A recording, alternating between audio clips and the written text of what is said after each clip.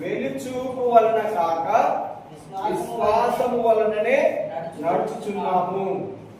మనం ఎలా నడుచుకోవాలి చెప్పండి? చెప్పండి, అందరు చెప్పండి, ఎలా నడుచుకోవాలి? నువ్వు విశ్వాసం వలన. బయట మనకు కనిపించే దానిని బట్టి చూసి నడుచుకునే వాళ్ళం కాదు. మన యొక్క నడక విశ్వాసము వలన. ఎలా నడుచుకోవాలి మనము? విశ్వాసం వలన. విశ్వాసం అనేది క్రైస్తవునికి ఊపిరి వంటిది. ఏంటిది